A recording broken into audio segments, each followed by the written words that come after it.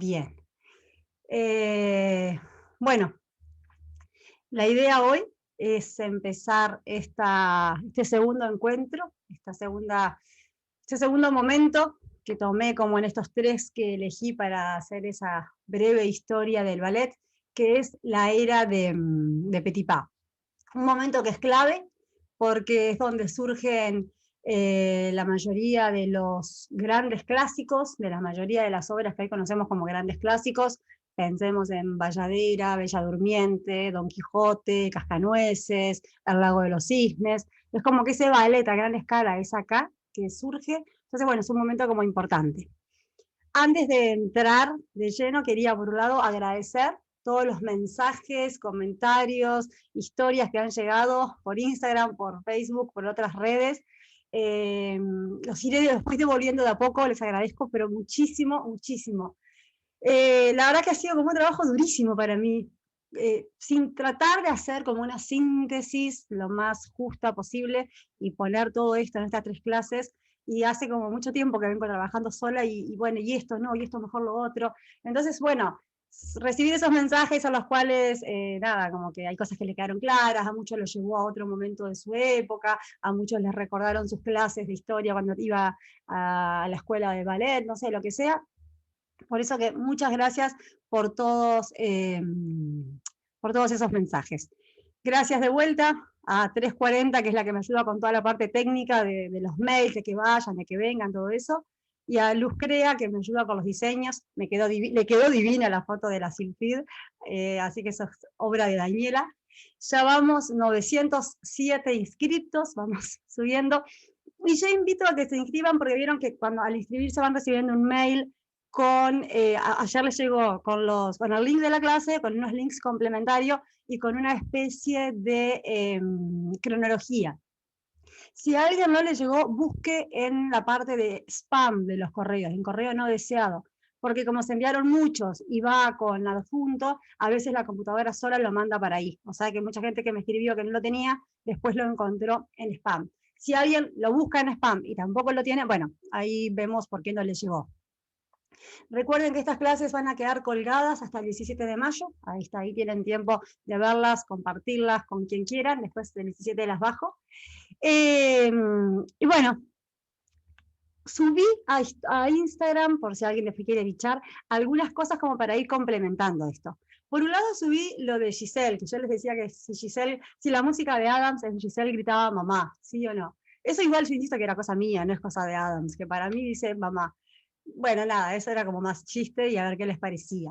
Después subí un post que escribí hace un tiempo sobre lo que es la técnica Bournonville, sobre las características. Vieron que hablábamos la clase pasada que en el romanticismo en Dinamarca surge un estilo propio que es Bournonville. Y bueno, y es un videito, son dos videitos cortitos que les ayuda un poco quizás a ilustrar eso. Y otra cosa que subí, que es una entrevista que hice el año pasado a Ludmila Pagliero, una bailarina argentina actual de la Ópera de París, una superdiosa, en la cual ella habla de Giselle, de cómo construye el rol, de cómo ella ve Giselle, que me parece que si queremos como saber más de ese ballet, está buenísimo. Son 15 minutos ese video y está, la verdad que para mí sin desperdicio. Me acuerdo que cuando la entrevista que éramos varios de acá, que era una entrevista como abierta, a mí casi que se me caían las lágrimas solamente de escucharla hablar de Giselle. Y casi que lo último, avisarles que nos quedan 3 vivos todavía, ya tuvimos 3 vivos para ir complementando este curso, uno con Maximiliano Iglesias, primer bailarín del Colón, otro con Claudia Mota, primera bailarina del Teatro Municipal de Río, y otro ayer con Natalia Berríos, primera bailarina estrella del Municipal de Santiago. Y ahora vamos a tener otros. El domingo, que es con Renato Paroni, que es un maestro del English National Ballet, y él está trabajando ahora de asistente de Tamara Rojo en la puesta de Raimonda. Entonces vamos a hablar sobre Raimonda y sobre Balanchine con Renato. Eso es el domingo. Después, el martes 11, va a haber otro vivo con Juan Lavanga, sobre, que es, bueno, gestor cultural, abogado, presidente de la Asociación Arte y Cultura, que vamos a hablar sobre por qué Nureyev fue Nureyev, como cuáles fueron los grandes aportes de Nureyev. No vamos a poder la clase que viene entrarle mucho en Nureyev, entonces vamos a hablarlo con Juan. Y después el último, el viernes 14, uno con Agustina Galici, primera bailarina en México, sobre la Silfid y Manon. Bueno, ya de vuelta me los disculpo por tenerlos silenciados, pero somos tantos que no podríamos hablar y si no los micrófonos se disparan. Recuerden que tengo problemas o incapacidad de hablar y leer los chats, por lo que les invito a que los comentarios, sugerencias y eso, si lo pueden hacer por redes, me es más fácil para leerlo, y si no, yo igual me guardo los chats y después los miro, pero me queda mejor después porque ahora no puedo hablar y responder. Eso no puedo, nada. Y bueno, y mañana les va a llegar por mail la clase de hoy, otros links, y les va a llegar como una breve cronología sobre las cosas que vamos a hablar hoy. ¿Está? Bueno, empezamos. Como decíamos entonces, la era de Petipa. ¿Por qué este nombre? Petipa, Marius Petipa, fue un coreógrafo francés que se fue para Rusia en la segunda mitad del siglo XIX y ahí le dio al ballet un desarrollo como nunca antes había tenido. También vamos a ver por qué, qué era lo que pasaba en Rusia.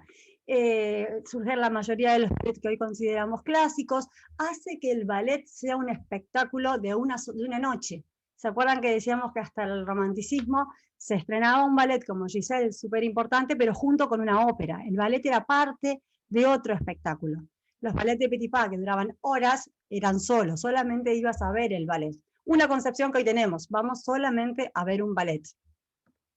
Y bueno, y Petipa es como el personaje clave de esta obra. ¿Cuál es la idea de la clase de hoy? La hoja de ruta. Bueno, ver cómo se viene abajo el ballet romántico en Occidente. Nosotros habíamos hablado que con el estreno de la Sylphide primero y de Giselle después estaba como en auge. ¿Qué pasa en Rusia mientras tanto? Las diferencias entre las dos grandes ciudades como San Petersburgo y Moscú, y cómo esas diferencias entre esas ciudades se reflejan en sus teatros y cómo se reflejan en sus compañías, en sus estilos y en sus repertorios. Después vamos a ver la llegada de Petipa a Rusia, cómo son los primeros años de Petipa en Rusia. Vamos a hablar un poquito de La Bayadera, que es un ballet de estos primeros tiempos. Después vamos a la reforma de los teatros imperiales y la gran época dorada del ballet y la gran época dorada de Petipa. Ahí vamos a hablar un poquito del Lago de los Cisnes, y después, finalmente, el fin de la era de Petipa. Si hacemos tipo las series, escenas del capítulo anterior, ¿vieron cuando te hacen un flashback de cada cosita? Recordemos, en las cortes italianas surgían esos bailes sociales llamados balletti, con Catalina de Medici se van a Francia, se comienzan a desarrollar, Luis XIV los toma, los formaliza, les crea instituciones, los sube al escenario, comienzan a desarrollarse durante todo el siglo de la Ilustración, comienzan las reformas, a mejorar la técnica, a cambiar, cambia el concepto sobre para qué bailar, surge esta idea de contar historias, estalla la Revolución Francesa, el ballet se acopla, cambia el estilo, se abandona el estilo noble, no se abandona, se deja de lado y se empieza también a priorizar o a preferir el estilo virtuoso, porque la monarquía estaba como muy desprestigiada, entonces también nos separamos de este estilo noble, que después vuelve obviamente. En Italia surge un maestro, Carlo Blasis, que va a hacer una cantidad de reformas, pero una cantidad de reformas que vamos a ver que durante todo el siglo XIX tienen unas consecuencias muy importantes. Se inicia en Francia un estilo, un momento llamado el romanticismo, que se inaugura con este ballet La Sylphide, que fue como un enorme suceso. Hay otra cantidad de ballets románticos. Yo ahora le iba a mostrar unas imágenes porque después me quedé pensando, capaz que piensan que los únicos ballets románticos son La Sylphide y Giselle, y no, hay una cantidad que sobrevivieron, y muchos más que murieron, pero por eso, para mostrarles un poquito eso. Y mientras tanto, Dinamarca, vimos que Bournonville se llevaba para allá, creaba este estilo tan particular, y va a tener como Dinamarca un proceso propio e independiente de su desarrollo. Y ahí quedamos el otro día. Yo ahora les quiero compartir entonces, para empezar, estas diferencias entre las dos,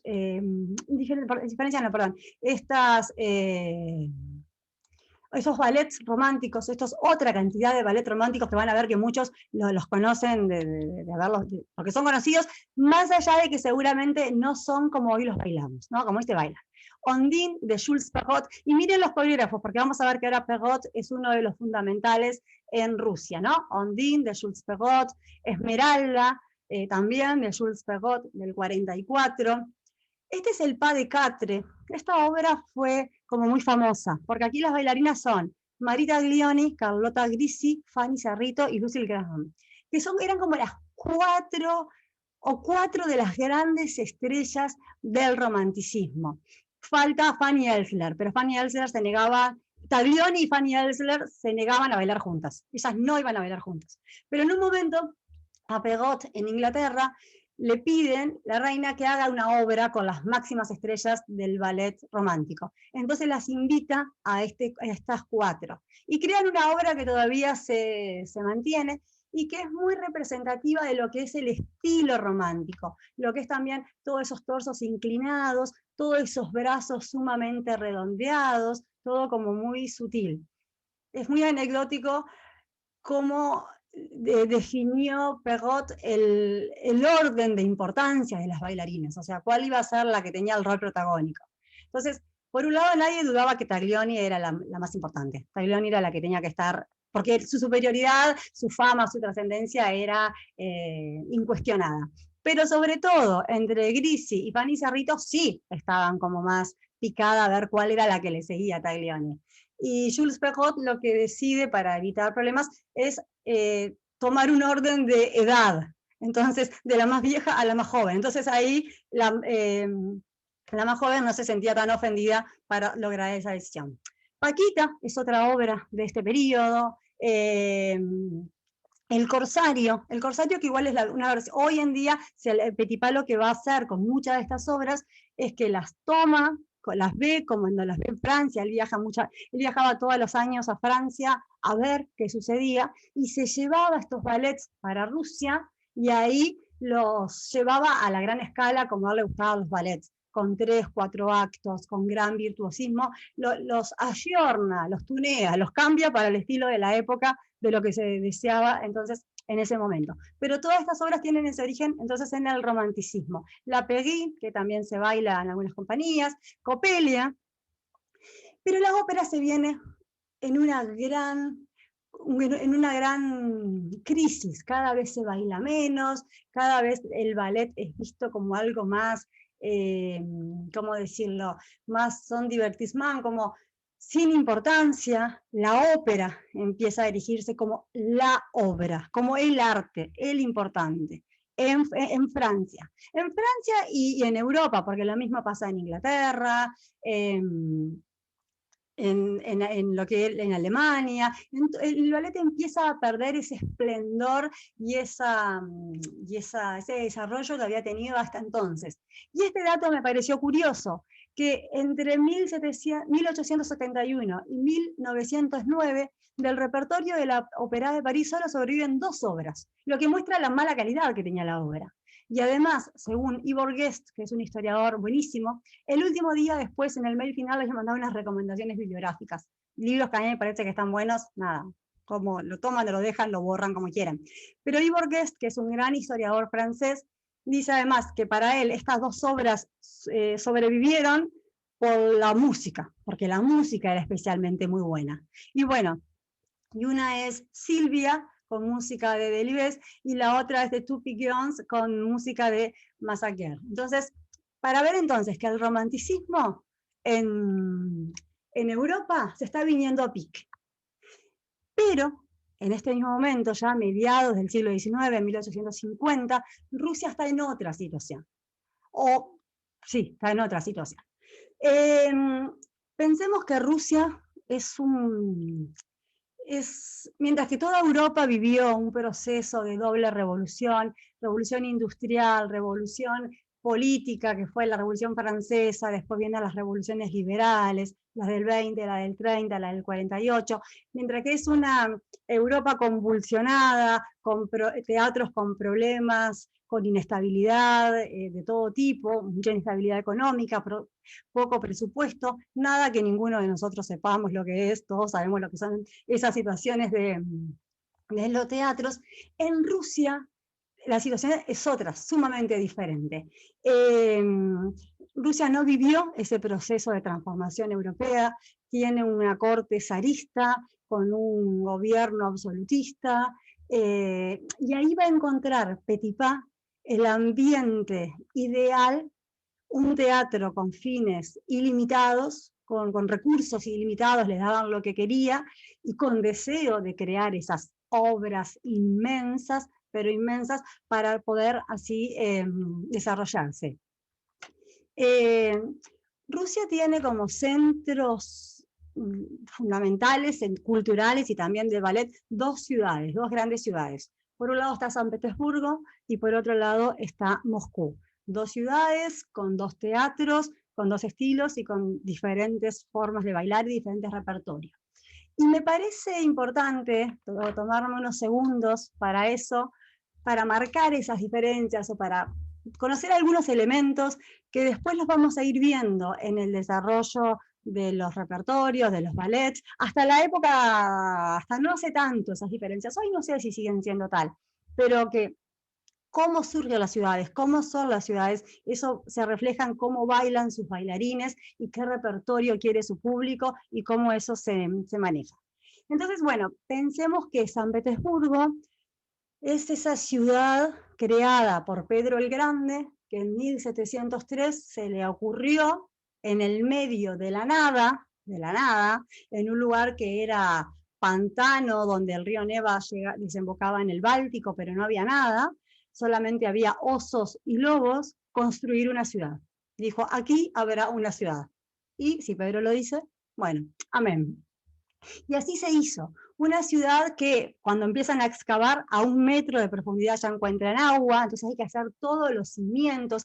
Es una obra faraónica. De hecho, se dice que la cantidad de piedra que se necesitó para construir San Petersburgo y para construir los edificios y para construir los palacios, solamente se superó la cantidad de piedra necesitada cuando se hicieron las pirámides de Egipto. Después fue una cosa inmensa, se traía materiales de todos lados del mundo para construir esa ciudad. Una ciudad que no surge como las otras, que generalmente las ciudades surgen, bueno, porque es un punto estratégico, porque hay comercio, y así se van formando. Esta surgió por esa idea de Pedro. Y Pedro, ¿qué quería con San Petersburgo? Para él, San Petersburgo era más que una ciudad, era como un proyecto casi utópico de una ingeniería cultural, creyendo que si construía, si tenía una ciudad europea, su población rusa o sus nobles rusos, que vamos a ver que eran unos bárbaros de aquellos, se iban a europeizar. Pedro el Grande tiene una fascinación por Occidente, una fascinación por Francia, por lo que eran los reinos alemanes, le encantaba todo eso y quería llevar eso a Rusia. Y él veía en Rusia, en su capital, Moscú, esa Moscovia medieval, todo lo que significaba lo contrario. País, yo qué sé, unos nobles bárbaros, brutos, sin modales, groseros, con una fuerte ortodoxia religiosa que no permitía ideas nuevas, donde se perseguían a cualquiera que tenía ideas nuevas, se perseguían a los extranjeros. Entonces, como que construyó San Petersburgo casi que para oponerla a Moscú. Son como ciudades con proyectos de ciudades completamente distintos. Hay un libro que se los recomiendo abiertamente, después va a ir en las... Se llama El baile de Natalia, una historia cultural rusa de Orlando Figes. Este es un libro que está, siempre lo recomiendo en los cursos, la gente que ya está en el curso mío sabe que siempre lo recomiendo, porque es un libro que recorre como toda la historia cultural rusa y de la historia en general, de la música, la pintura, las artes en general, de las costumbres.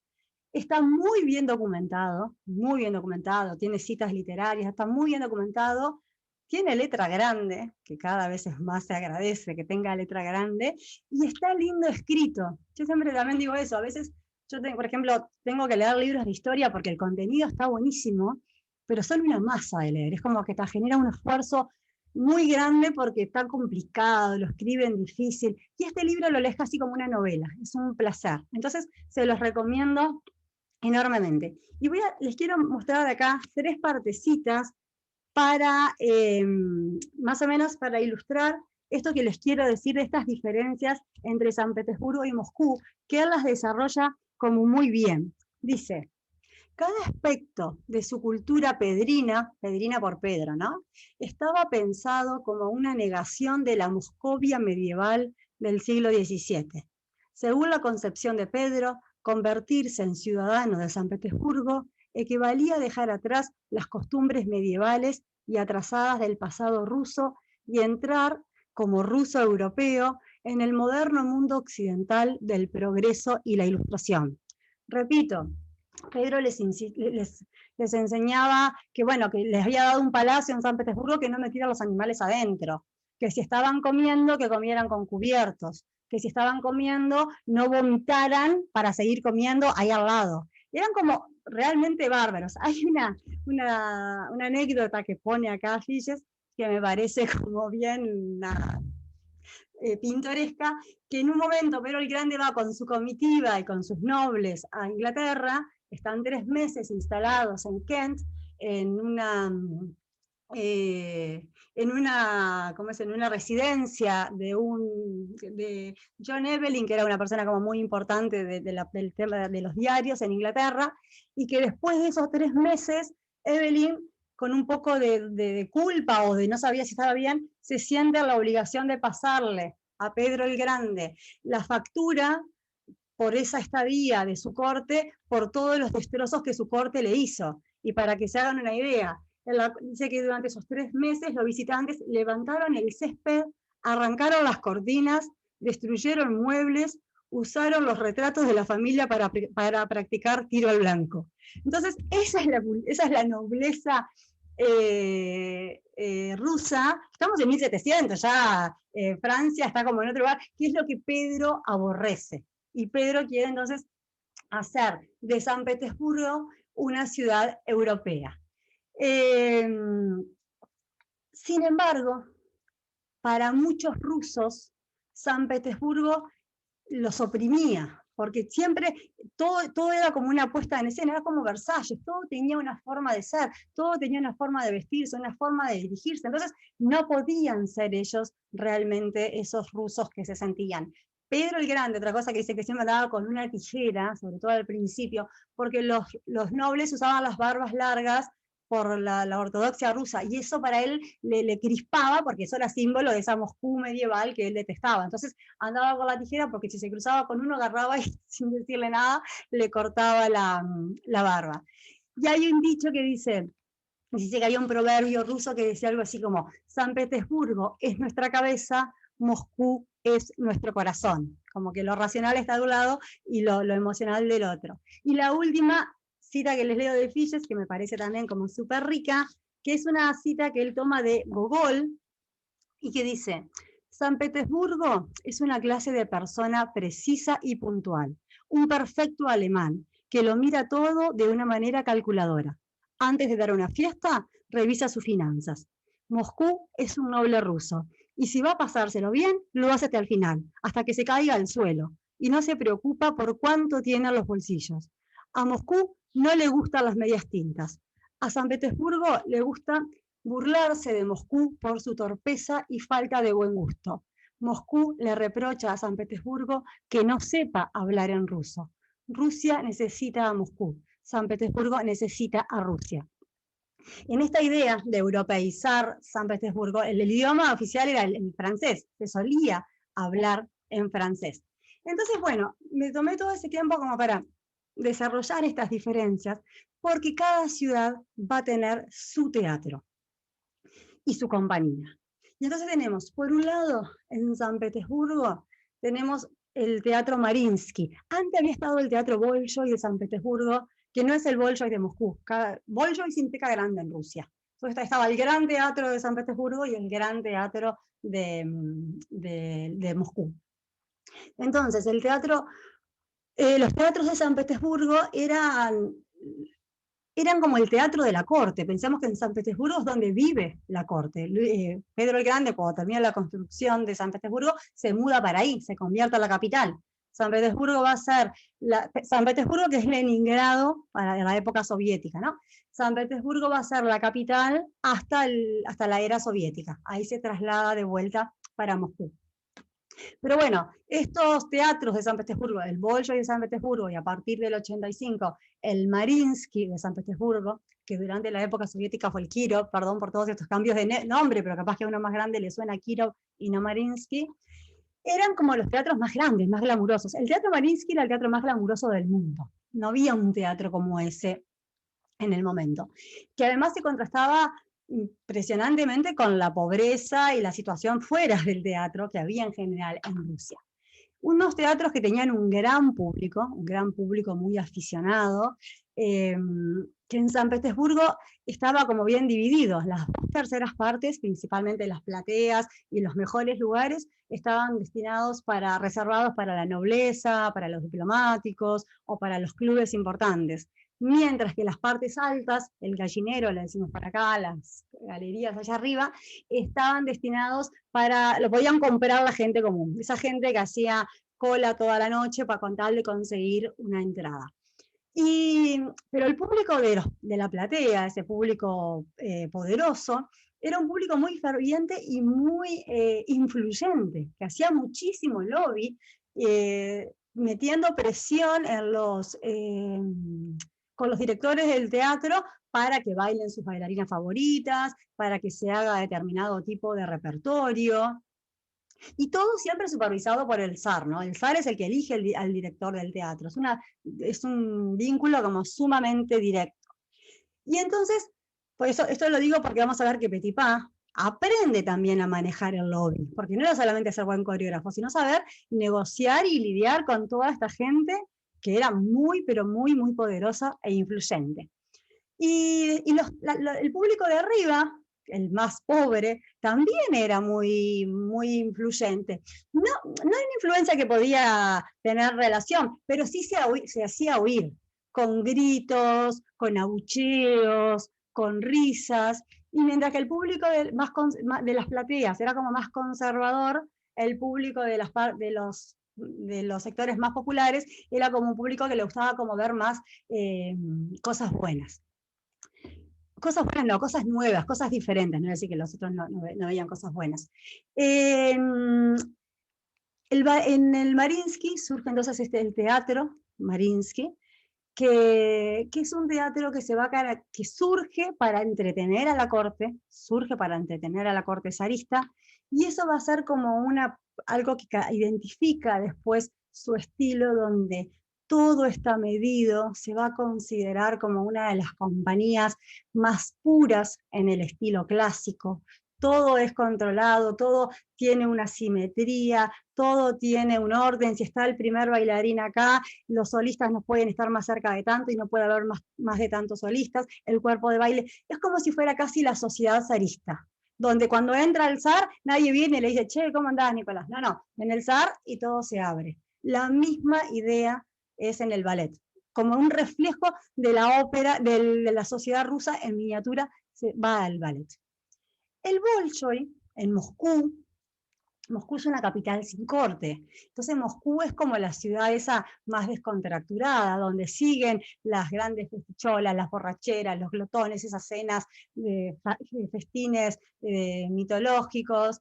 El público que va al ballet también es más descontracturado, también hay más gente de los sectores populares, hay más entradas a la venta, porque como no hay tantas entradas para la nobleza y los diplomáticos, porque están en la capital, es más popular el público.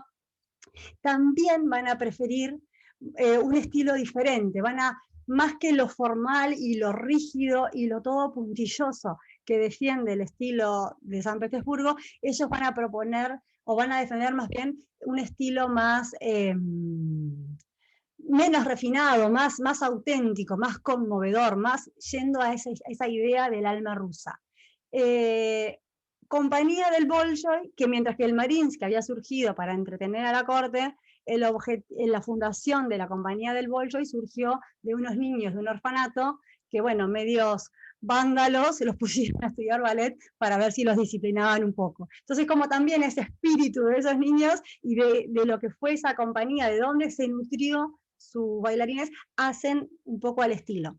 La clase que viene, que vamos a ver el ballet soviético, cómo este ballet de esta época de oro de Petipa se convierte en otra cosa, estas diferencias de estilos se llevan al máximo, donde el ballet soviético va a ser como la máxima expresión del sentimiento, de la emoción, de lo virtuoso, mientras que el Mariinsky va a ser lo refinado, lo puro, lo perfecto, lo exquisito.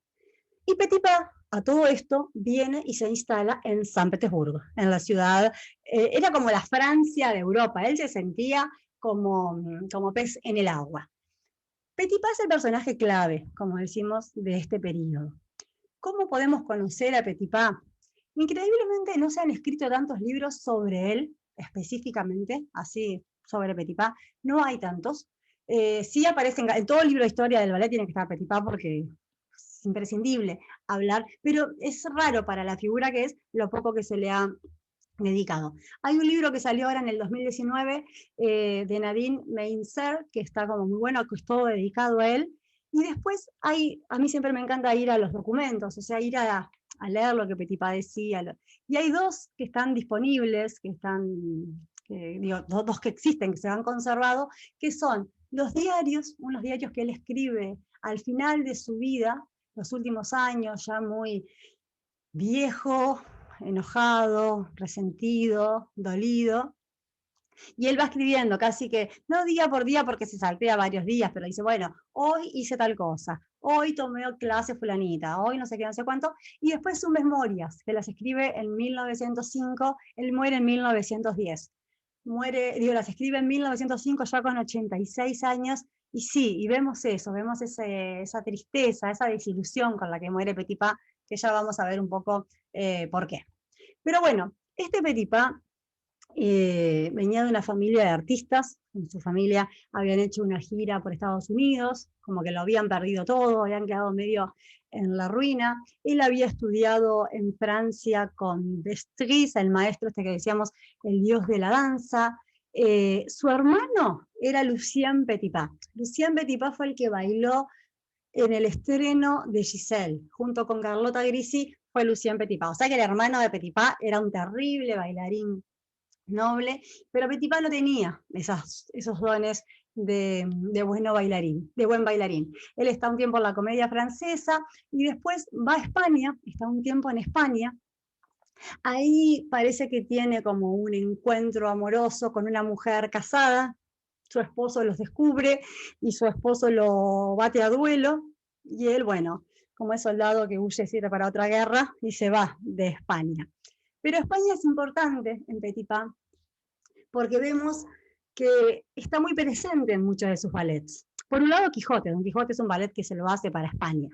Un ballet Don Quijote que se estrena en el Bolshoi, porque es un ballet como más virtuoso, jocoso, y es bien para el público del Bolshoi de Moscú. Pero a su vez en muchos de sus otros ballets siempre aparecen danzas españolas. Pensemos en el Lago de los Cisnes, siempre aparece lo español y es parte de esta pasión que él tuvo por España. Y bueno, y él llega a Rusia en 1847 con un contrato para bailar por un año, un contrato que no era como de una mega estrella.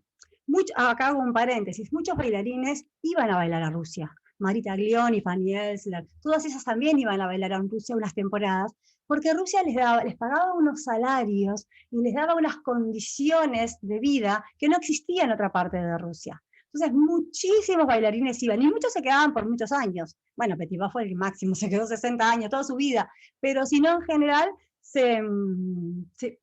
solía ser que los bailarines fueran a Rusia a bailar. Pero bueno, Petipa fue por un contrato de un año y se quedó.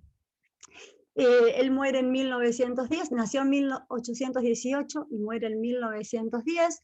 Se casó 2 veces en Rusia, con 2 bailarinas rusas, tuvo 9 hijos y nunca aprendió a hablar una palabra en ruso, que muchos de los bailarines se reían, le hacían bromas en ruso y él nunca entendía nada, pero a su vez él siempre se jactó de ser casi que más ruso, más francés que los franceses. Él como que se aferró a esa cultura francófila y defendía, y como que hasta ni siquiera lo intentó aprender ruso, porque ¿para qué iba a aprender ruso?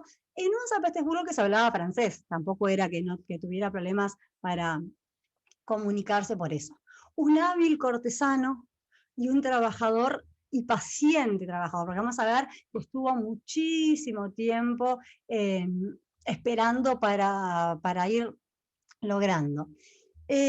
Cuando él llega, el romanticismo en Rusia, que había tenido todo este auge con estos bailarines que venían, estas bailarinas francesas que venían a bailar a Rusia, empieza como a decaer, empieza a surgir en Francia, en Europa en general, el auge de las bailarinas italianas.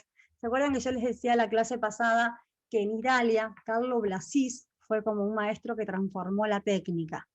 Y eso fue fundamental para esta era, porque salen de la escuela de la Scala de Milán la mayoría de las enormes bailarinas de esta época.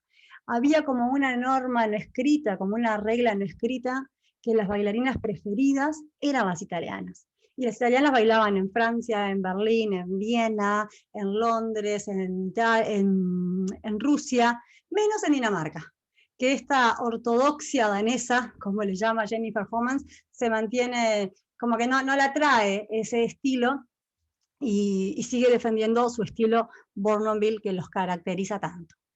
Entonces, Petipa llega como bailarín, después se queda y se va quedando. Él trabaja mucho en la escuela de los teatros imperiales, formando bailarinas, y eso fue como muy importante, por un lado por sus aportes para el cambio de la técnica en Rusia. Llegaron otra cantidad de maestros fundamentales, pero él también fue importante. Y sobre todo porque él va a empezar a preferir a las bailarinas rusas que a las italianas. Cuando después él llegue a estar en el cargo de maestro de ballet de los teatros imperiales, el cargo de mayor importancia, él no va a querer, si bien a veces tiene que, muchos de sus estrenos son con bailarinas italianas, porque era como esta regla no escrita que les contaba, pero él prefiere y siempre que puede le da espacio a las bailarinas rusas, porque eran sus alumnas. Cualquiera, me imagino, que tiene un alumno que puede bailar, siempre hay como un cariño, un conocimiento, entonces le daba los roles a sus alumnas.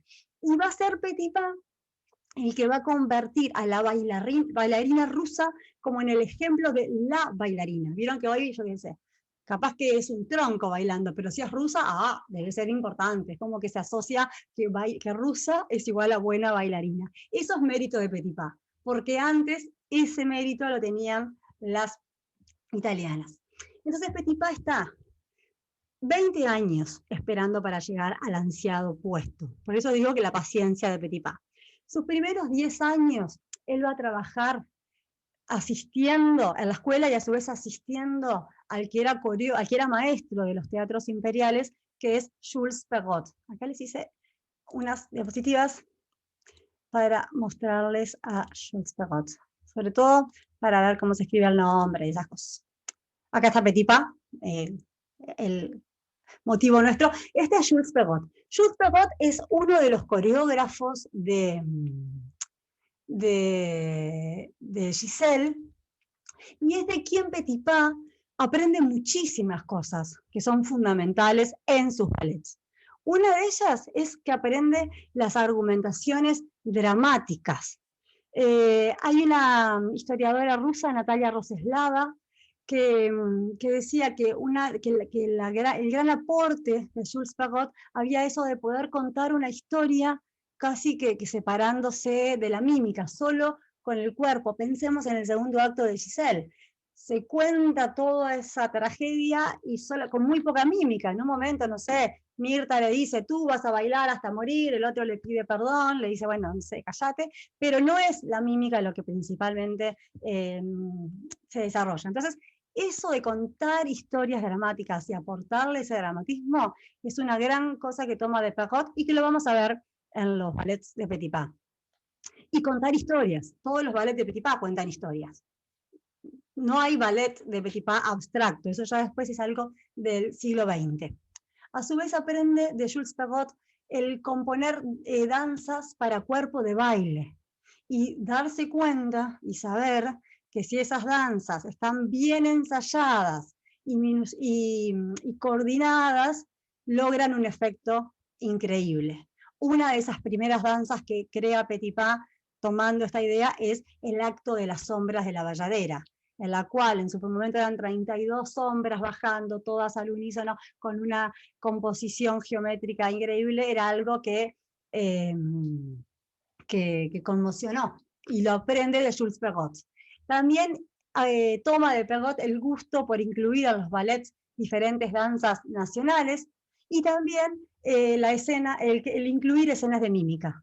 El acto de la bayadera a la cual se enfrentan Nikia y Gamsati, en la cual Gamsati, la todopoderosa, manda a llamar a esa bayadera a conocerla, es una escena donde todo sucede sin bailarse y con una mímica fuertísima y que le da un toque dramático a la historia muy fuerte. Todo eso Petipa lo toma de Jules Perrot. En 1858 Perrot se va de Rusia. Se va porque tiene problemas con todos estos estos que hacen lobby en San Petersburgo, que le exigen cosas y que él no quiere aceptar, y Perrot no era bueno negociando, no era bueno manejando ese lobby. Algo que también aprende Petipa de él, cómo saber manejarse en ese ambiente. Y Petipa está convencido, después de esperar 10 años, que el cargo se lo van a dar a él. Pero no se lo dan a él. Esto se lo quería mostrar. Jules Perrot es, a los cuadros de Degas, este maestro que aparece, ese es Jules Perrot. Digo, para que se haga una referencia, que seguramente a este lo habrán visto. Bueno, es el Jules Perrot, ya de mayor, ensayando en la Ópera de París. Petipa piensa que va a ser para él el cargo de maestro de los teatros imperiales cuando se va Jules Perrot, pero no. Viene Arthur Saint-Léon. Y Petipa tiene que esperar 10 años más para llegar a su ansiado puesto. 20 años, hoy yo no sé, es como que nadie espera 20 años para nada, pero bueno, Petipa lo hace. Y bueno, Saint-Léon, que era el coreógrafo de Coppelia, sus obras no tenían quizás esa profundidad dramática que tienen los ballets de Petipa, pero sí lo que le aportan es como esa idea de los divertissements, de que haya mucha danza y mucha variación para que todos bailen y que todos se puedan lucir. También para demostrar y poder lucir a las bailarinas principales, que eran muy poderosas. Yo qué sé, algunas eran la amante del zar, otra de no sé quién, entonces eran realmente gente muy, pero muy poderosa, que hacía que le cambiaran las variaciones para cómo ellas querían bailar, que les hiciera lo que a ellas les favorecía. Y Saint-Léon era muy buen lobista, él sabía así cómo negociar con todos estos sectores, que es algo que también aprende Petipa. La cuestión es que, bueno, que finalmente en el 69 Petipa accede a ese cargo esperado de maestro de los teatros imperiales. Pensemos que, que no existía un nombre que hoy es muy famoso, un cargo, que es el de coreógrafo. Hoy la compañía tiene su maestro y el coreógrafo, ¿no? El que viene. Acá el maestro de los teatros imperiales, el principal, era el coreógrafo, era el que hacía también las coreografías. Y era una persona muy poderosa, muy, pero muy poderosa. Y bueno, Petipa en el 69 accede a ese cargo y va a estar hasta el final del 1800. A Petipa se le critica que era como su autocracia, que era como el zar dentro del ballet, que no dejaba crecer a nadie a la sombra de él. Vamos a ver después los líos que tiene con Ivanov, porque no el Lago de los Cisnes lo crea Petipa e Ivanov, y en el programa decía que solamente era de Petipa, no lo mencionan al otro. Entonces, que también parte de eso es por todo lo que él pasó para llegar a entonces, ese cargo como tan deseado.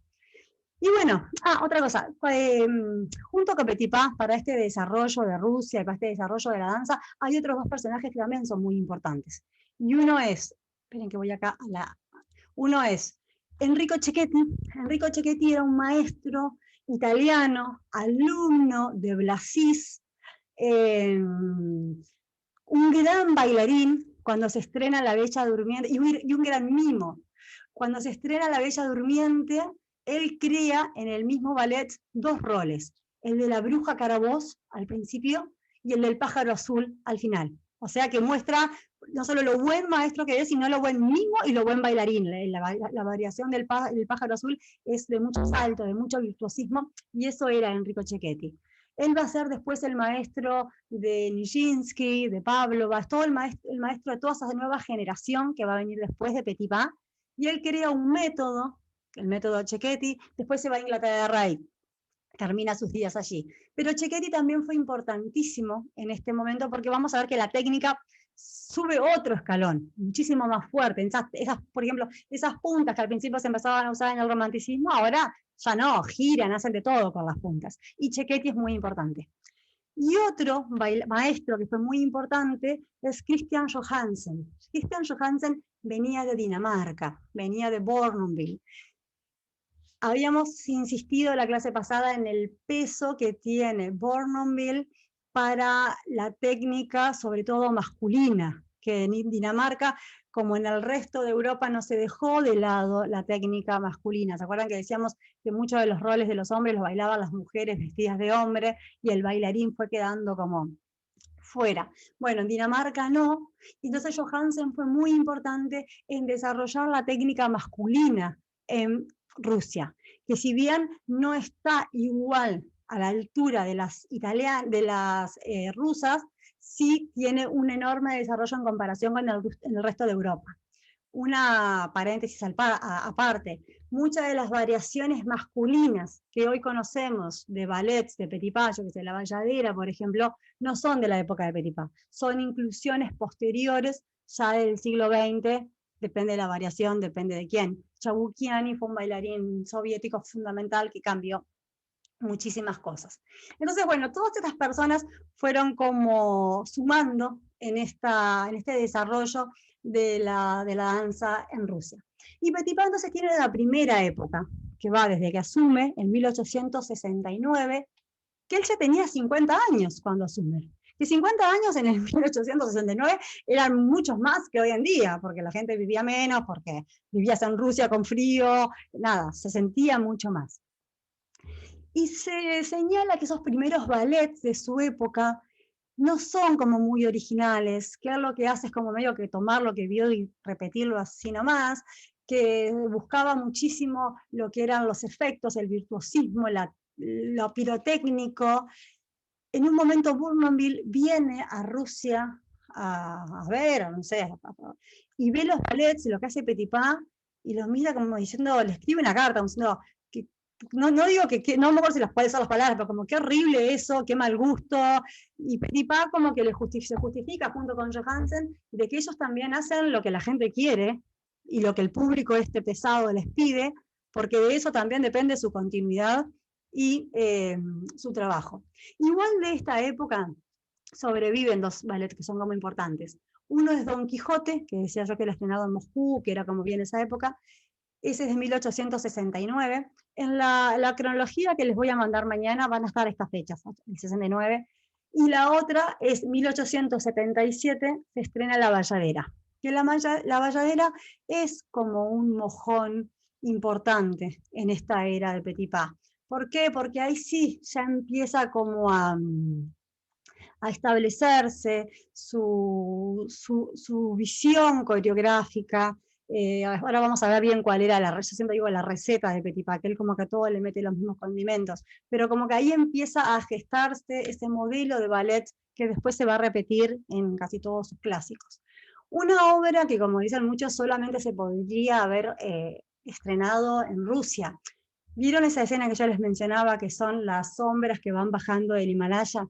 La Bayadera es una historia inspirada en una bailarina india, que es una bailarina sagrada que junta agua, y bueno, ella se enamora de un guerrero, Solor, y él le jura amor a ella frente a la llama sagrada, y están profundamente enamorados, pero el Rajá lo manda a llamar al guerrero y le dice, no, vos te vas a casar con mi hija.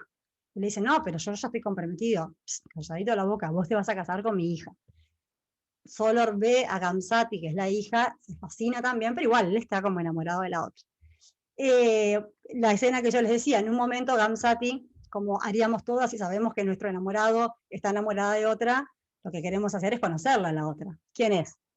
Ver si es más linda, más joven, más flaca que yo, que la quiero matar. Y es lo que le pasa un poco a Gamzati. Hay una escena cuando viene Nikia, que toda una valladera, claro, es una sirvienta y la otra es la reina, y la mira, y es como diciendo, ay no, es divina, qué horrible, porque lo uno que deseas que no lo sea. Bueno, hay toda esa escena de mímica, finalmente se van a una fiesta de compromiso, donde tiene que venir la valladera a bailar para la fiesta de compromiso de su enamorado con Gamzati, y Gamzati y su padre traman ponerle una serpiente envenenada, y una serpiente en unas flores, y la serpiente la muerde, y Nikia le dan la pócima para que no se muera, y ella cuando ve que su amado Solor se va con la otra, la suelta y prefiere morirse que a estar con él. Primer acto, y el segundo acto, que es a donde quiero llegar con toda esta introducción, Solor empieza que está tirado en una cama fumando opio. Y fumando opio empieza a ver, se supone que es a su amada, a Nikia, como una alucinación. Entonces la empieza a ver una, otra y otra vez, que es la escena esa de las sombras que van bajando todas iguales, repitiendo el mismo paso, matador para cualquier bailarina que haya hecho eso. Y hoy en día, por lo general, ese acto de las sombras lo hacen 24 bailarinas, por lo general. Antes, a la época soviética, lo hacían 32 bailarinas todas iguales. Y en la época de Petipa lo hacían 64 bailarinas a las sombras. Hoy 64 es lo que tiene una compañía en Uruguay, más o menos. 64 bailarines en total. No tiene 64 solamente para hacer las sombras. Un dato que no les tiré, pero más o menos en la época de Petipa se calculaba que el Teatro Mariinsky, el Bolshoi de San Petersburgo, tenía unos, la compañía de Mariinsky sí tenía unos 250 bailarines, eran compañías inmensas. Y entonces esta valladera de este primer momento, que no es tan bueno de Petipa, pero sí esta obra, se considera como, bueno, como un enorme desarrollo de los actos blancos. Este acto de las sombras es un acto blanco, que es un recurso que Petipa toma del romanticismo y de Perrault, siendo consciente de la importancia que tienen esos actos femeninos de cuerpo de baile muy bien ensayados, porque eso creo que es lo que genera la fascinación. Si uno ve que van todas como cada una para un lado, se pierde como ese efecto que por lo general suelen crear los actos blancos. Lo mismo en las Willis, en Giselle, después los Copos de Nieve, en Cascanueces, en todos los ballets como que retoma esta misma idea. Y lo que hace entonces Petipa, y se ve en la valladera, y por eso también la valladera tiene como ese papel importante, es que toma estos pasos franceses, estas ideas francesas, pero los lleva a una gran puesta en escena que solamente una corte como la que había en Rusia en ese momento podía llegar a tener. Y la época de oro de Petipa, el auge de Petipa, lo que hoy asociamos casi a esos enormes ballets magníficos, es a partir de 1880. Ahí empieza como ese enorme desarrollo, y de esa época van a salir después Bella Durmiente, Cascanueces, Lago de los Cisnes, Raimonda, como toda esa época más esplendorosa. Y para que esto sucediera, fue necesario antes hacer unas reformas en los teatros. Hacia 1881 asesinan al zar Alejandro II, y queda su hijo, Alejandro III, que era un gran conservador nacionalista ruso, que despreciaba todas esas ideas afrancesadas y europeizantes de toda la cultura que hasta entonces había venido a la corte, y va a hacer unas reformas entonces en el 82 que van a cambiar muchas cosas en muchos aspectos de la vida, pero también para los teatros. Y una de las cosas que hace para evitar que todos los coreógrafos y todos los compositores del ballet, por ejemplo, fuesen franceses, y porque en general eran franceses, Puccini, Minkus, bueno, Minkus no es francés, pero Petipa, lo que va a hacer es liberar eso y que no haya un solo compositor para los ballets. Petipa tenemos una época donde todos los ballets son de Minkus, todas las músicas son de Minkus, Don Quijote, Valladera, y eso es porque todos los ballets tenían que ser de Minkus, porque Minkus es el compositor de los teatros imperiales. Pero eso no permitía que otros compositores pudieran también componer para el ballet. Hoy cualquier compañía trae para un ballet a uno, para otro a otro. Eso no sucedía en Rusia. Y entonces con esta reforma, por ejemplo, se permite que muchos compositores vengan y va a permitir la llegada de Tchaikovsky, que con Tchaikovsky el ballet y Petipa llegan a otro lado, llegan como a otra categoría, porque si hay algo que siempre se le criticaba al ballet era como la pobreza de sus orquestaciones, la pobreza musical que tenía. Que si bien para el ballet esa música uno lo ve y funciona, te decía como que era muy, muy pobre. Y lo que hace Tchaikovsky es, bueno, le agrega toda su riqueza, toda esa paleta, todas esas sutilezas de sonidos, de tonos, que lleva a otro nivel a las obras. También permite, con esto de terminar con el monopolio de los teatros imperiales, que empiecen a llegar compañías extranjeras. Y se habían puesto de moda en Italia un tipo de espectáculos que se llamaban ballet fregis, que eran como combinaciones de espectáculos uno atrás de otro, y muchas veces sin sentido. Y va a ser influidos por esta onda, por esta moda, que Petipa va a crear La Bella Durmiente. No sé si a alguien le pasó, cuando yo me acuerdo era más chica y miraba La Bella Durmiente, y no entendía nada. ¿Y qué hace Caperucita Roja, La Bella Durmiente? ¿Y qué hace el gato con botas? ¿Y qué hace el pájaro azul? Bueno, esto es fruto de esta época que como estaba de moda eso de meter muchos cuentos en otro, había que vender entradas y hacer todo eso, entonces es llevar este concepto de este tipo de espectáculos que hacían los italianos, que eran más tipo circo, al ballet con otro nivel de espectáculos. Quiero entrar ahora, en los 15 minutos que me quedan, a ver cómo las recetas de Petipa. ¿Vieron cuando uno, yo qué sé, yo tengo una receta para torta y siempre meto los mismos ingredientes y a veces le agrego o azúcar no, o manzanas, o chocolate, pero la base es la misma. Y los ballets de Petipa más o menos tienen como la misma receta y después le va agregando como condimentos para ir diferenciándolos. Entonces vamos a ver ingredientes comunes de las recetas de Petipa. Por un lado, él tiene la noción, la visión de la ópera francesa de su momento, que era como un gran espectáculo en sí mismo, más allá de los cantantes, más allá de lo que se hacía, el espectáculo en sí mismo, y él quiere llevar esa cosa grandiosa al escenario del ballet. Por eso en Petipa las escenografías, las puestas en escenas, son tan importantes como lo otro. Pensemos en esos efectos del árbol de cascanueces que se hace gigante, que le da una magia. Son efectos especiales, algo que sigue fascinando, que Hollywood lo supo y lo ha explotado. Entonces, Petipa era como consciente de eso. Y en Rusia lo podía hacer, porque tenía todo. En un momento en la Valladera, no me acuerdo qué escena, hay más de 200 personas sobre el escenario al mismo tiempo. Cosas como así, a lo grande. Obras de 3, 4 o 5 actos. Obras que duraban horas, horas. Hoy en día todo se ha ido tijereteando, porque nadie está, yo qué sé, ya una obra que dura 2 horas y media, es como que la gente dice, qué larguita. Sino todo se ha ido como acortando. Y rompe al hacer estos espectáculos a tan grande escala con esa estética más intimista que tenía quizás el ballet romántico. Todo lo hace a lo grande.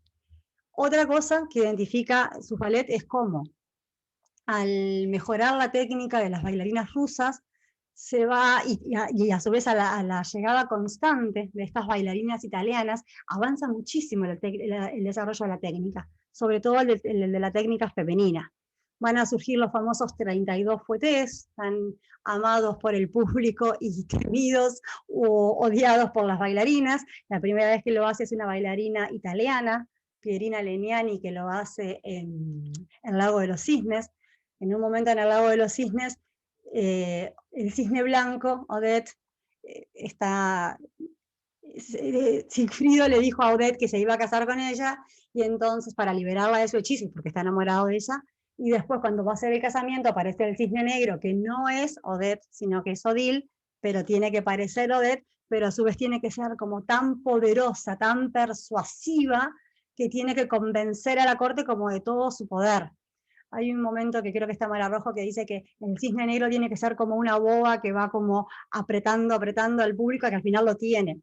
Y bueno, y la idea de esos 32 jueces era precisamente crear algo tan nunca visto, que la gente no podía creer cómo hacía eso, que te decís, ese poder me hechiza y yo le creo que es quien yo creo que es, y no, y en verdad es otra. Pero bueno, pero Petipa se esfuerza mucho por mejorar el trabajo de la técnica, de las puntas, de los saltos, en las mujeres sobre todo, pero también en los hombres. Aprende, y todas sus obras cuentan historia, y en esas historias se va alternando el contar la historia y el bailar la historia, el contar la historia y el bailar. Yo a veces cuando voy, a veces con gente al teatro me dice, ¿y ahora qué está pasando? No, nada, están bailando nada más. Por ejemplo, no sé, en el acto del compromiso de la bailadera, que bueno, ya sabemos que es el compromiso, y por momentos, bueno, llegan invitados y bailan. La historia no avanza, solamente se baila, y eso lo combina Petipa. Cuenta, detiene, cuenta, detiene. Todos sus ballets tienen un acto blanco, todos los incluye, y vuelvo a repetir, Copos de Nieve, en Cascanueces, Cisnes, en el Lago de los Cisnes, en Las Flores, en el Vals de las Flores, todos tienen esos actos blancos. A veces son como ballets un poco eclécticos en sus estilos. Juega mucho con el orientalismo, con buscar temas o lugares exóticos, como la Valladera en la India, el Lago de los Cisnes en Alemania, que en ese momento para Rusia era como un lugar lejano, Don Quijote en España, pero Bella Durmiente en Francia, y reconstruir esos lugares, pero muchas veces o mayoritariamente sin tener intención de realmente hacer una construcción realista, realmente cómo son los españoles. No, es como tomar el folclore o la idea que él tenía de España, y con eso está todo bien. Todos sus ballets tienen como ese momento más álgido, que es el paso a dos, el pas de deux, donde además siempre tienen como una misma estructura, que entran juntos y bailan como una danza muy suave, después viene uno, hace una variación, después viene el otro, hace otra variación, después vuelve el otro y hace otra variación, y cada vez como subiendo el grado de virtuosismo y de técnica para ir generando como esa adrenalina que vienen y los saltos y los giros y no sé qué, y uno y otro, y uno y otro, hasta que terminan siempre en ese momento como de la coda, que en la cual termina con la vagina levantada, con la pose. Siempre son bailarines, son ballets muy posados. Todos los ballets de Petipa como terminan en pose. Algo que después del siglo XX va a terminar. Y él incorpora este virtuosismo de las bailarinas italianas, como esta cosa súper lujosa, pero le va a dar como una sutileza rusa, como una cuestión muy aristocrática de hago todo eso, pero no se me nota. Tomando un poco esa técnica francesa, de todo ese charme y esa suavidad, que a las bailarinas italianas a veces se les decía como que eran de mal gusto, porque eran como pasos duros, como hacía terrible paso, pero todo duro. Y Petipa lo que va a hacer es, nada, como dominar de tal manera las acrobacias y suavizarlas y darle como lo lindo. Y bueno, y lo que decía hoy un poco, lo que va a intentar también con sus ballets es darle llevar esa idea de la corte zarista al escenario, que sea un reflejo. Casi que cada ballet, los movimientos, la jerarquía de los bailarines, las ubicaciones en el escenario, todo es como lo hacía, como si fuese la corte zarista. Un Petipa, que siempre me parece como curioso el dato, dice que hacía todas las coreografías con un tablero de ajedrez, como que ahí iba moviendo, formando las líneas, las diagonales, y que iba como diseñando sus ballets. Me quería detener un poquito en el Lago de los Cisnes, porque es un ballet que tiene como una particularidad respecto a otros ballets. Lago de los Cisnes es como el tercer ballet que que es exitoso de Tchaikovsky, pero no el tercer ballet de Tchaikovsky. De hecho, el Lago de los Cisnes fue el primer ballet que Tchaikovsky hizo, y lo hizo en el Bolshoi de Moscú, pero cuando se estrenó el ballet fue un fracaso. Fue un fracaso porque la coreografía parece que no era buena, que la puesta en escena. La cuestión es que Tchaikovsky siempre creyó que su ballet había sido un fracaso. A Tchaikovsky le encantaba el ballet, le encantaba el tema. Tchaikovsky era un terrible músico, era muy conocido cuando hizo El Lago de los Cisnes, y en ese momento componer para ballet era como un poco mal visto. De hecho, los colegas le decían, como, ¿qué haces componiendo para ballet? No te rebajes a ese estilo. Y Tchaikovsky, como le gustaba el ballet, lo hizo. Y lo hizo y fue un fracaso, como les decía. Él después, cuando escucha además la partitura de Blier, dice algo así como, si hubiera escuchado esto antes, jamás me hubiera atrevido a hacer un ballet. Estaba como sumamente deprimido por eso. Después, Petipa y el director de los Teatros Imperiales lo convencen para hacer Bella Durmiente, que es su segundo ballet, y que, bueno, él, como que si Petipa le asegura que lo va a guiar en lo que él quiere, en todo eso, él acepta hacer la música de Bella Durmiente. Y bueno, lo hace, la Bella es un gran éxito, pero también queda un poco medio bajoneado, pobre Tchaikovsky, porque parece que después de que se estrenó La Bella Durmiente, el zar vino a saludarlo y le dijo algo así como, muy bonito. No le dijo, wow, qué imponente, o felicitaciones. Y para Tchaikovsky, que solamente le haya dicho como ese muy bonito, fue como que de vuelta se vino abajo. Y después, bueno, hacer el Cascanueces, que es su último ballet de esta era. Pero El Lago de los Cisnes, entonces, que se estrena en 1885, se estrena ya al año de que Tchaikovsky murió. Tchaikovsky muere de cólera, y es un ballet que cuando lo hacen, Petipa ya está muy enfermo, ya está muy mayor, está muy enfermo, y entonces es un ballet que originariamente eran 4 actos, o se dividían en 4 partes, y que es la historia del príncipe Sigfrido, que cumple 18 años, que se tiene que casar, su mamá le dice, acordate, estás grande, casate, y él no se quiere casar. Él se siente un incomprendido, que eso también es un poco la música de Tchaikovsky. Tchaikovsky era homosexual en una época donde se prohibía eso, entonces él se ve como atrapado y forzado a hacer algo que no quiere hacer. Encuentra con esta mujer cisne, después tenemos el acto en el cual él va, está con la reina de los cisnes, y le dice, ¿tú quién sos? Yo soy una princesa, bueno, yo te amo, nos vamos a casar. O sea que el primer acto, cuando le dice a la madre que se tiene que casar, es en el palacio, la primera parte. Segunda parte, están todos los cisnes en el bosque, en el lago. Tercera parte es la parte del cisne negro, cuando se va a dar la fiesta de compromiso. Y la última parte es cuando vuelve al lago, al lago bueno, el desenlace del ballet. Como Petipa está tan enfermo, él solamente coreografía los 2 actos que son en el palacio. Lo que hoy, porque hoy en general se juntan los actos, por eso no quiero hablar de primer acto y segundo acto, porque eso depende de las versiones. Cuando empieza el ballet, cuando él está en el palacio, y cuando es la parte del cisne negro. Y los 2 actos blancos que tiene este ballet, cuando bailan los cisnes, no lo coreografía Petipa, sino que lo coreografía Lev Ivanov, que era un bailarín suyo, su gran colaborador, y bueno, como estaba enfermo Petipa, los hace él. No me animé a poner un video ahora porque como íbamos a hacer tantos, tenía miedo que colapsara la computadora, pero después o mañana publico una partecita en Instagram por si lo quieren mirar.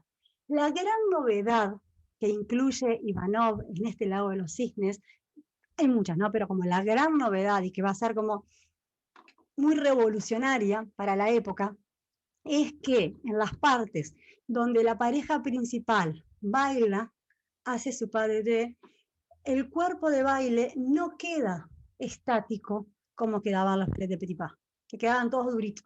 Porque ¿cuál era la idea? Que nadie se moviera para que la atención no se fuera de los principales.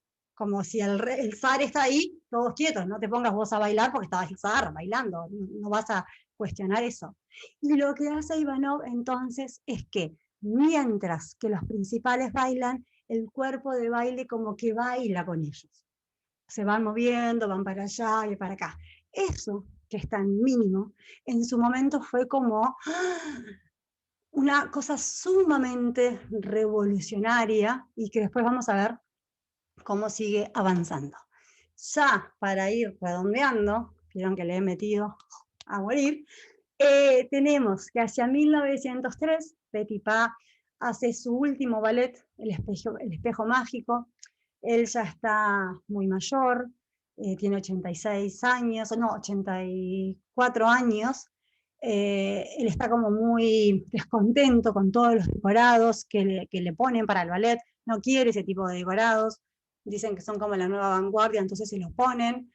Cuando se estrena el ballet, el público se mata de la risa literal, entonces él se siente, claro, como una persona mayor y todo eso, como muy, casi que piensa que es un complot, que se lo hacen para humillarlo.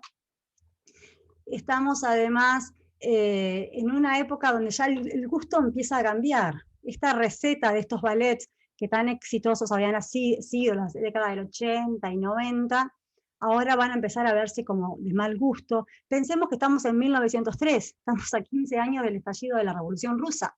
El país es otro, no es la Rusia imperial a la que él llegó. Ya el país está pidiendo otras cosas y la cultura está pidiendo otras cosas.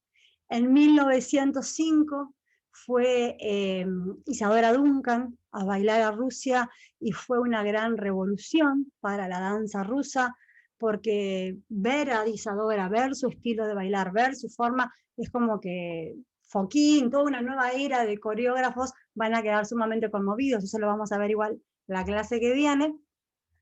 Y Petipa entonces está como que su último ballet es un fracaso, no comparte el gusto por las nuevas tendencias, los bailarines ya no quieren bailar con él o bailar sus obras, son muy pocos los que tienen como ese feeling con él, como que lo ven el viejo ya que retrógrado, que no queda, que ya fue, como que ahora hay otras tendencias. En un momento, ya al final, se hace una gala en homenaje al cuerpo de baile, y al final le van a dar una medalla en homenaje y en agradecimiento por todo lo que hizo él al teatro. El teatro, ya con la nueva dirección y con nuevos rumbos, se niegan a levantar el telón para hacerle este acto de entregarle la medalla. Entonces lo terminan haciendo entre el telón ahí, medio que ni se ven, lo que también ya muestra cómo se lo estaba tratando a Petipa. Y bueno, para terminar, solamente decirles que si alguna vez alguno siente que su trabajo, que no son realmente valorados o respetados por su trabajo, o que no se los respeta suficientemente, piensen que Petipa, los últimos años de su vida, se le prohibió entrar al Teatro Mariinsky. Él, que le había dado la gloria al teatro, se le prohibió la entrada en sus últimos años, y bueno, y así muere Petipa. Él no muy feliz por todo esto. Imagínense que si yo, que soy una pelagatos, me permite la entrada al teatro, me muero, lo que sería para Petipa que le prohíban esa entrada. Y bueno, Petipa muere, vienen nuevos tiempos en los ballets, pero Petipa vive. Hoy en día sus ballets son parte del repertorio de la mayor cantidad de compañías del mundo. Vivo, reformulado, ayornado, pero sus ballets siguen estando. Y colorín colorado, este cuento hoy se ha terminado. No sé si... Y 44, bien, fue como para acá y para allá. No sé si quieren hacer alguna pregunta por el chat o algo, porque el otro día corté así, pero si quieren, si puedo responder. Bueno, gracias. No, yo vuelvo a agradecerle a todos por estar acá, de verdad. 1.000.000 de gracias. Para mí, sin ustedes esto no tendría como sentido. Muchas gracias. Los invito de vuelta a que hagan sus comentarios por donde sea, así también ir conociendo a la gente, grupo. No es fácil encontrar gente que le guste el ballet, y gente con la cual uno puede estar una hora hablando de ballet, sin que lo traten como un loco. Entonces, conseguir un grupo de gente donde puede, ay, mira este videíto, y que te responda, qué bueno, y no que te digan, ¿qué me mandaste? Bueno, eso está bueno, entonces creo que las redes de cierta forma nos pueden ayudar a eso, y bueno, por eso agradezco mucho. Tengan en cuenta, bueno, va a llegar el mail mañana, vamos a abrir las inscripciones para un curso sobre el romanticismo, ya lo van a ver por ahí en la página y les va a llegar, que va a ser ahora las últimas semanas de mayo, 4 clases solo sobre el romanticismo. Después vamos a ir unas 4 clases solo de Petit Pas, para entrarle sí más profundo a esto. No sé si alguien quiere hacer alguna pregunta, la verdad que no puedo ver todo porque van bajando así y soy lenta para leer. Si no, me pasé a modo radio, este relato me ayudó con las tareas. Bueno, bien, bien. Y eso que tengo una voz chillona insoportable. Pero bueno. Bueno, si no tienen más preguntas, los espero el viernes. Ay, que el viernes va así, ser un tour de force de aquellos. Pero bueno, es una breve historia, la idea es presentar momentos puntuales, no contar la historia del ballet del siglo XX en 1 hora y cuarto, sino ahí sí que voy a morir profundamente. Pero bueno, si no hay más nada para decir, de vuelta, muchas gracias a todos, pero de verdad no se imaginan la alegría que me da de estar acá y que ustedes estén ahí y verle las caras de que la están pasando bien. Eso me parece como súper lindo. Y bueno, los veo el viernes, ¿está? Chau, chau.